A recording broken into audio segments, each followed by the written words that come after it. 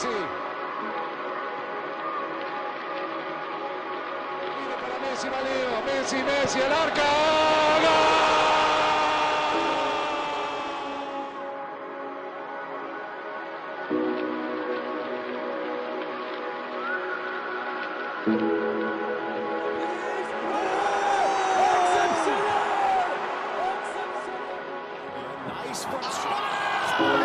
Brilliant finish! Absolutely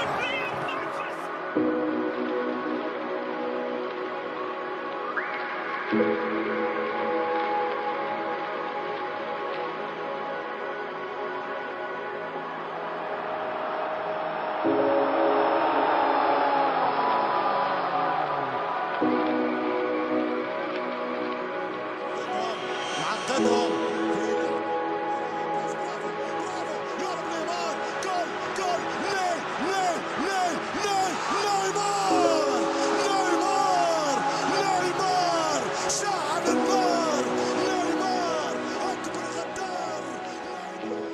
Trois lettres, trois hommes, trois pays, pour un trio exceptionnel.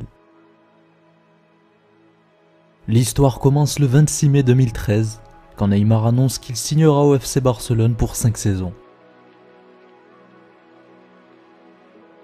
Le lundi 3 juin 2013, Neymar passe sa visite médicale à Barcelone. Après une Coupe des Confédérations historique à seulement 21 ans, il fait enfin ses premiers pas avec son club de rêve. Neymar Junior est présenté devant 50 000 spectateurs.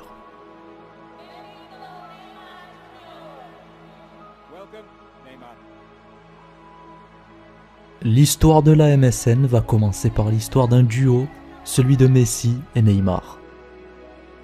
Mais ce duo n'a pas eu la possibilité d'exploiter tout son potentiel seul lors de cette première saison, car non seulement Neymar venait à peine du Brésil, mais surtout que le Barça était dans une sorte de fin de petit cycle, en pleine reconstruction après une saison désastreuse en Ligue des Champions.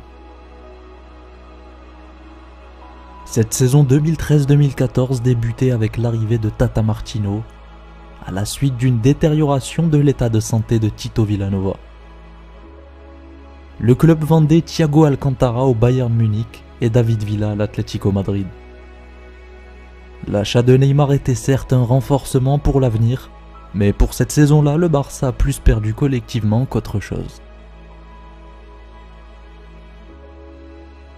Le premier but de Neymar arrive le 21 août 2013 sur un centre de Dani Alves lors du match aller de la Supercoupe d'Espagne.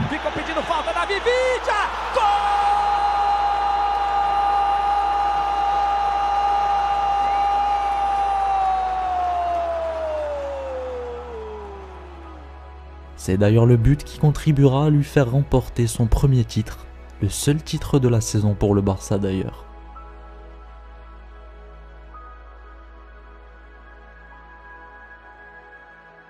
Le duo Messi-Neymar fait preuve d'une belle entente cette saison-là, malgré une dure adaptation de Neymar, qui manque d'efficacité et qui fait preuve de soucis physiques. De très belles combinaisons entre les deux, qui donnent tout l'un pour l'autre, et qui s'aiment en dehors des terrains en plus d'être parfaitement compatibles sur le terrain. Le Barça n'a pas pu faire de grandes choses cette saison-là, faute à un collectif blaugrana trop affaibli et un coach Tata Martino qui n'avait pas forcément les épaules pour le style barcelonais. Sans oublier le contexte délicat dans lequel Tito Vilanova était proche de la mort, et il est d'ailleurs mort à l'issue de cette saison, sûrement un des entraîneurs blaugrana les plus mythiques qui aurait pu faire de grandes choses s'il était encore en vie. Les Blaugrana sont éliminés de la Ligue des Champions en quart de finale face à l'Atlético Madrid, perdent la Coupe du Roi en finale face au Real et terminent deuxième du championnat derrière l'Atlético. Une saison désastreuse, car en plus des causes que je vous ai citées précédemment, le club est aussi également victime de problèmes internes. Des polémiques à propos du montant de transfert de Neymar provoquant l'instabilité du club, la démission du président Sandro Rosell et l'arrivée de Bartomeu à la présidence. La fin de cette saison est fortement marquée par l'annonce de la retraite de Carles Puyol et la mort de Tito Vilanova. Décidément une saison à oublier pour le Barça, qui doit donc se reconstruire pour l'été 2014 et trouver une nouvelle dynamique, se renouveler. El passat 25 d'abril, a l'edat de 45 anys. Tito per sempre eterna.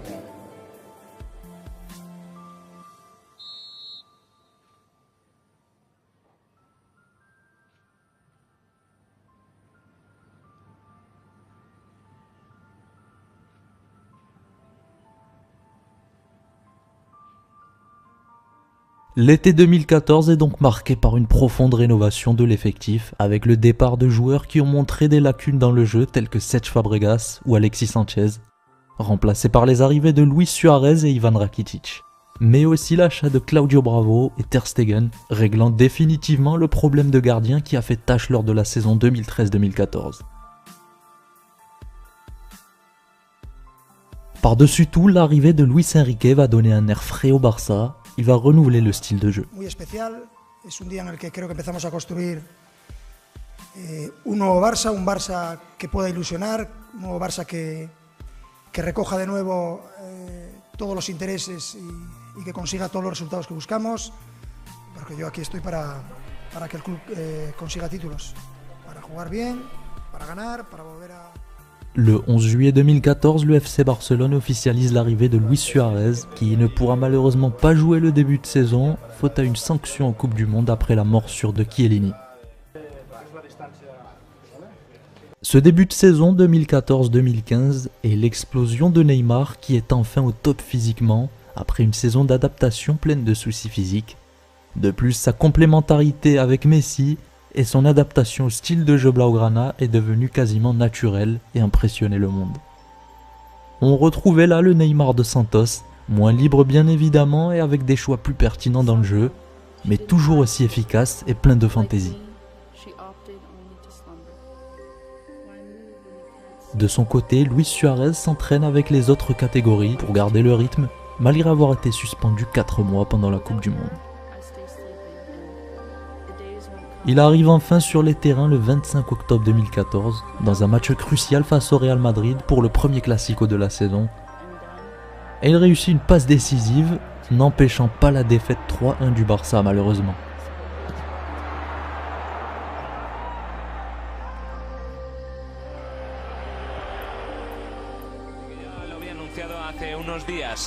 Y el partido que nació movido con un Barça que acumuló llegadas en los primeros minutos y rápidamente se iba a poner por delante en el marcador.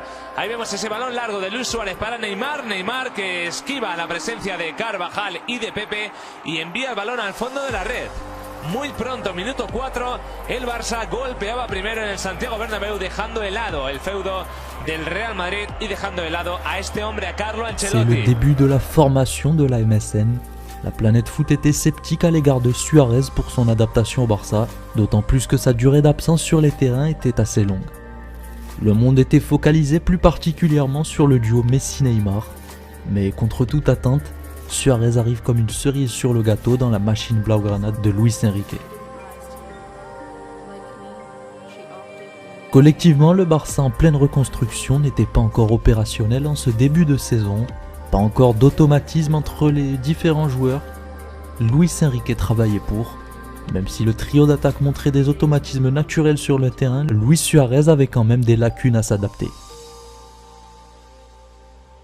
Il aura fallu attendre après la trêve du mercato hivernal pour voir un nouveau Barça totalement métamorphosé, devenant une machine d'efficacité, et pour voir enfin le trio de génie à ses œuvres. C'est à partir de janvier 2015 que le nom MSN commence à être évoqué par les journaux sportifs, particulièrement lors de ce match exceptionnel contre l'Atlético gagné 3-1 en Liga, avec un Suarez incroyable.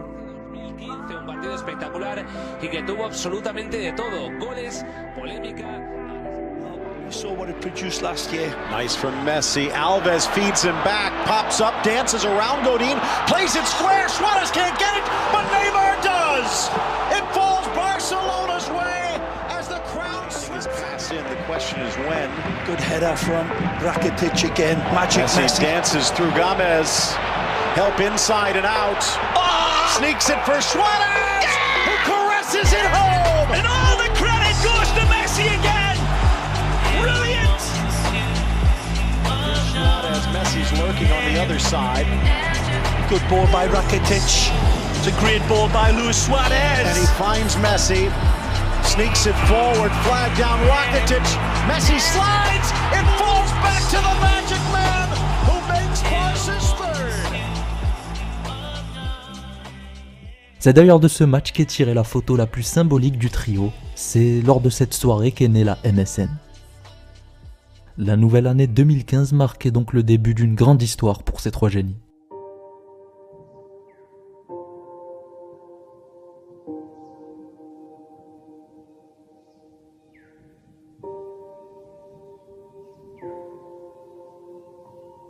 Suarez complète ce qui manquait au duo de magiciens Neymar-Messi, le côté tueur devant les cages, renard des surfaces, le côté grinta, hargne et puissance.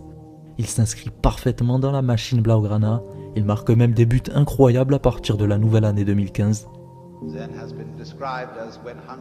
Suarez affole tous les compteurs malgré ses 4 mois d'absence dans le football.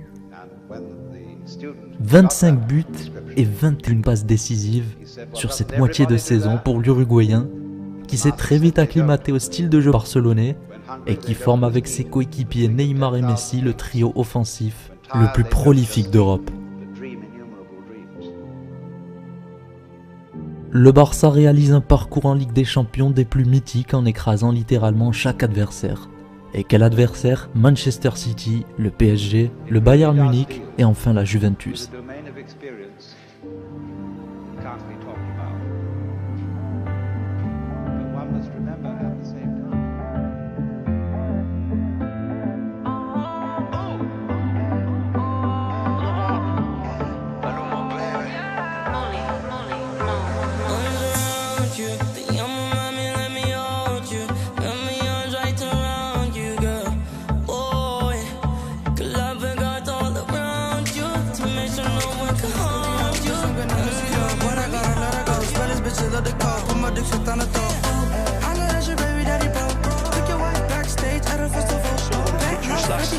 Nice from Messi. Alves feeds him back, pops up, dances around Godin, plays it square. Suarez can't get it, but Neymar does.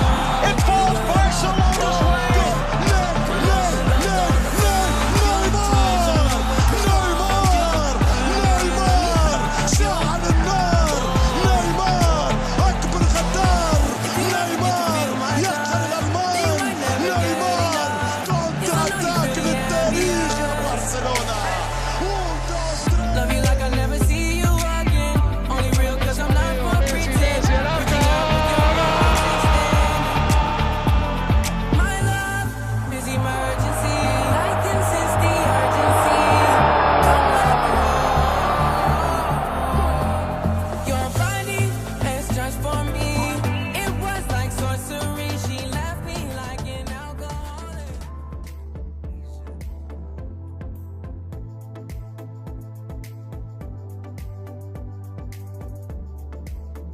Au cours de cette saison, la MSN écrase des records, notamment en explosant le record du trio Messi, Henry, Eto'o qui avait franchi la barre des 100 buts en 2009, ce qui paraissait déjà incroyable.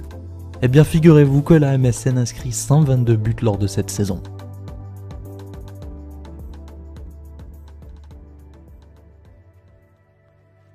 Lors de la saison 2015-2016, le FC Barcelone est dans la même lancée. Le premier Classico est même joué sans Messi blessé, mais le duo Suarez-Neymar humilie le Real dans son propre stade.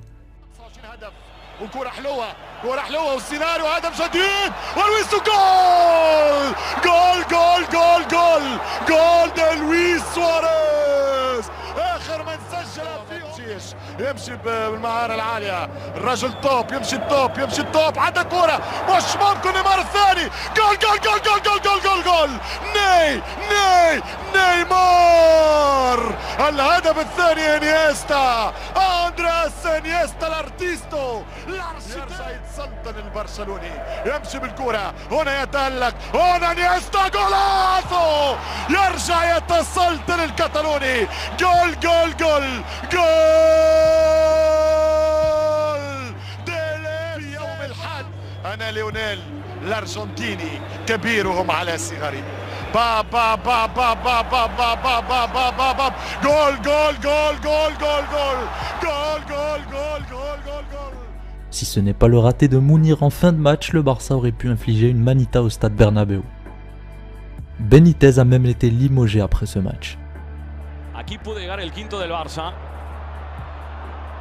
Munir falló y se desesperó Gerard Piqué, que quería meter el quinto. El balón salió fuera y el Barça que se queda 6 por encima del Real Madrid tras este Real Madrid 0, Barça 4. Rien ne semblait arrêter la MSN.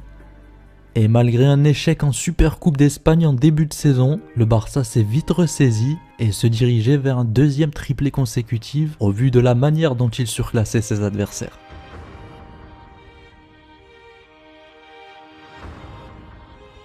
Mais comme dans le foot, tout peut se retourner et la belle situation du Barça se retourne après la trêve hivernale. Le club se fait éliminer à la grande surprise par l'Atlético en quart de finale de Ligue des Champions, faute à des limites tactiques montrées par Luis Enrique, mais surtout une baisse de forme de la MSN. Le Barça gagne tout de même un très beau doublé, et hormis cet échec en Ligue des Champions, la saison était magnifique. La MSN explose même encore des records de statistiques, en plus de régaler la planète foot par son élégance sur le terrain, avec 131 buts au compteur. Le trio a donc franchi encore une fois la barre des 100 buts pour une deuxième saison consécutive, mais a en plus de cela explosé son propre record de la précédente saison.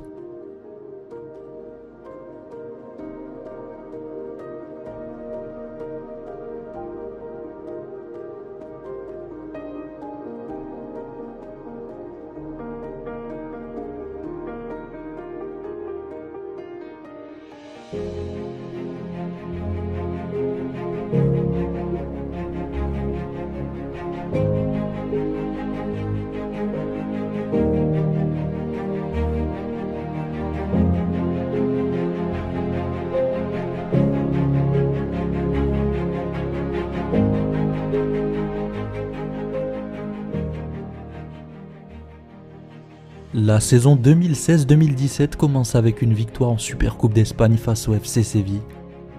Mais le club va connaître une saison en demi-teinte.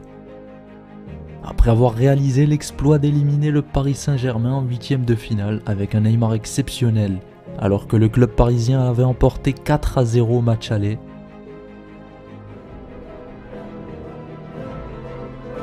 It's Neymar trying to feed it through. It's a strike. I saw something like this. Extraordinary scenes at the Nou Camp, and it is the greatest Champions League knockout comeback of all time.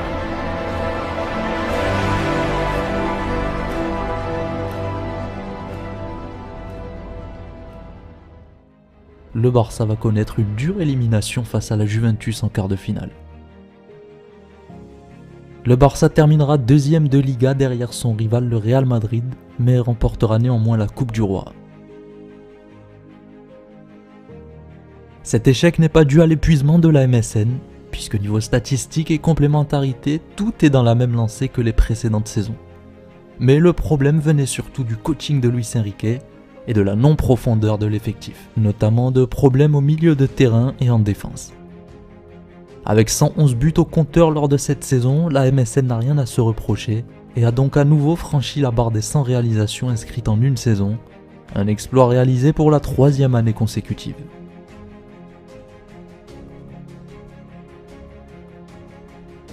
Luis Enrique quitte le Barça à l'issue de cette très mauvaise saison. Lors de l'été 2017, c'est Valverde qui signe au Barça, et la MSN montrait une dernière fois sa magie au monde entier lors de la pré-saison, une pré-saison qui s'est déroulée de la meilleure des manières.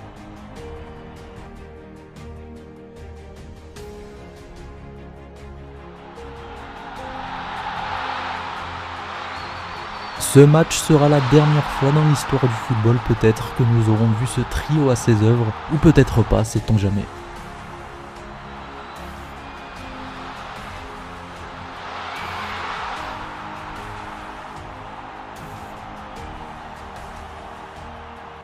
La fin d'une ère est marquée par Neymar qui quitte le FC Barcelone pour le Paris Saint-Germain à l'issue de cette pré-saison.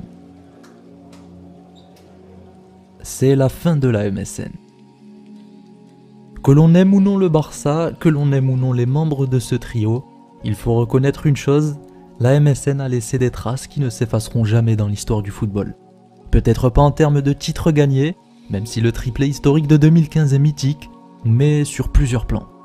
Tout d'abord statistique, car la MSN c'est 135 matchs joués ensemble pour 364 buts marqués. Mais ce n'est pas tout, la MSN c'était aussi une certaine philosophie de jeu. Bien évidemment, le Barça n'avait pas changé sa base, le jeu de possession offensif maîtrisait le ballon, mais en alignant Messi, Suarez et Neymar, le style était encore beaucoup plus offensif.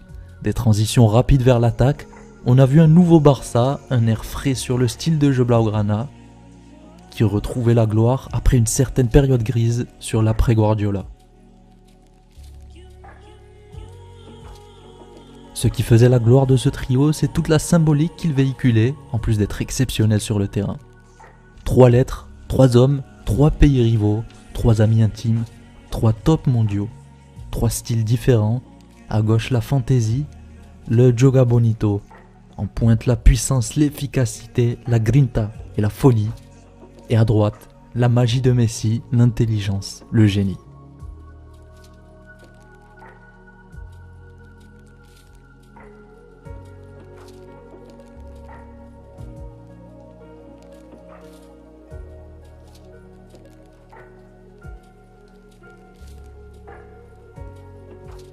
Chacun des trois donnait tout pour l'autre. Ce qui a fait la perfection de ce trio, c'est sa relation extrasportive. Le trio vivait aussi en dehors des terrains. D'ailleurs, preuve de cela, même après le départ de Neymar, ce dernier revient souvent voir ses coéquipiers au centre d'entraînement du Barça. Le fait d'être intime dans la vie de tous les jours créait une complicité naturelle. Aucun des trois ne cherchait à prendre le dessus, aucun ne cherchait à être le meilleur, chacun donnait tout pour l'autre.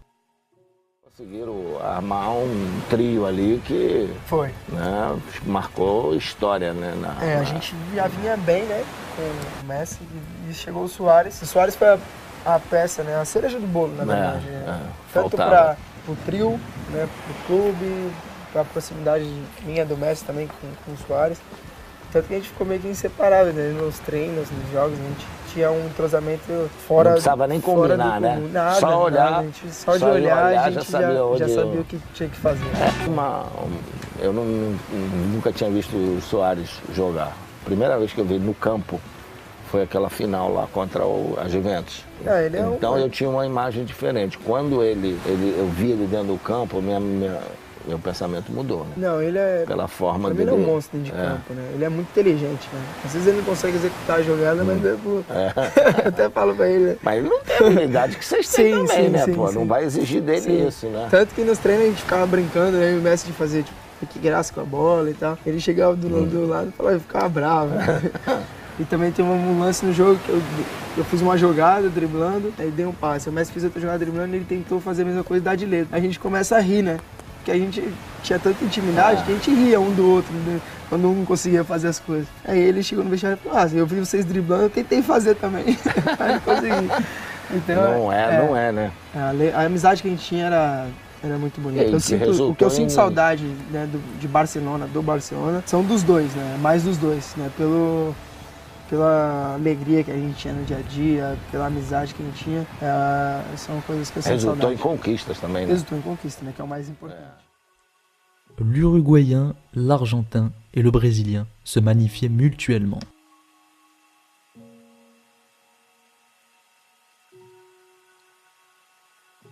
La MSN, c'était des mouvements perpétuels, des permutations, des combinaisons de folie dans des petits espaces, des passes exceptionnelles, des appels en profondeur, des transitions rapides, des lucarnes, des reprises de volée, des dribbles, de la fantaisie, de la grinta.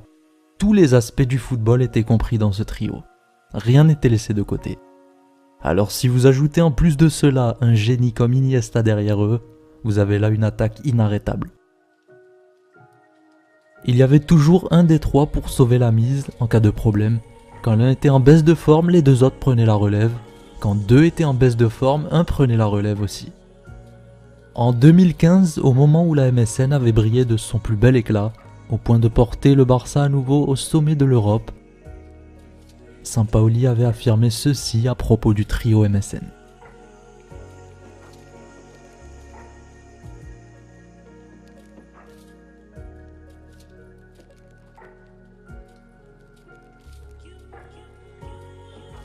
l'empreinte de la MSN sur l'histoire est gravée. Rien n'effacera de nos mémoires les séquences magnifiques du trio barcelonais, même si ce n'est pas le trio qui aura remporté le plus de titres dans l'histoire du football. C'est le trio qui aura laissé le plus de traces dans nos mémoires sur ce siècle, mais surtout sur l'histoire du football dans son entièreté. Supporter Blaugrana ou non, tout le monde en est nostalgique. 3 lettres, 3 hommes, 3 pays, 3 saisons, 3 records, 364 buts. Le départ de Neymar aura détruit ce trio historique qui était dans une lancée phénoménale. Mais d'un autre point de vue, son départ est peut-être une bonne chose pour le mythe que portent ces 3 lettres. La MSN n'est pas morte d'épuisement ou battue, mais elle est morte car l'un des 3 en voulait ainsi.